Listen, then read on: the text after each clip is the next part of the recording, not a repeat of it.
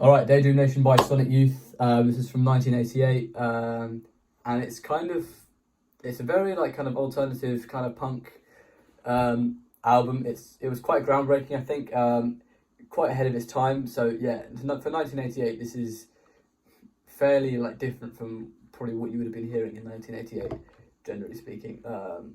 And I feel like this album isn't particularly like radio friendly. Like it has Teenage Riot, which was quite popular.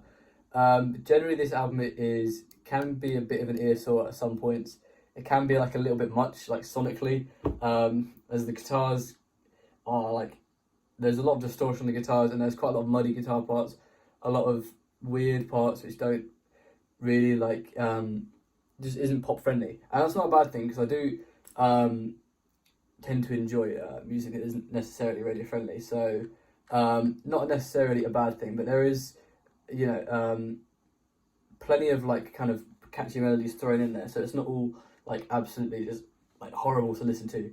And I don't think it's horrible to listen to at all. But it's definitely, if you're new to the genre, I can see why you think it's a bit of a mess, like sonically. So yeah, not the cleanest album I've ever heard, but definitely one of the most kind of groundbreaking for the time, like kind of sonically and lyrically, and how they use their voices as well. I think the style of vocals on this album was quite unique, for sure. But yeah, I don't really know what to say. This kind of what was I going to say? Feels kind of like a precursor to grunge. Like it's not. I think these guys are from New York, so it's not really like grunge. But I think they definitely influenced a lot of kind of the Seattle bands, and like especially like Nirvana for sure. But yeah, I mean Nirvana and Sonic Youth probably would end up playing together like later on in the 90s. So yeah, I don't really know what else to say. Like it's a cool album.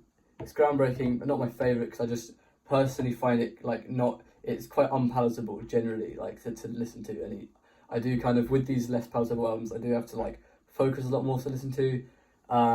And I usually listen to these albums kind of when I'm doing other stuff, like if I'm at the gym or if I'm cycling or whatever, if I'm traveling or whatever. So for that reason, I found it hard to enjoy like a lot.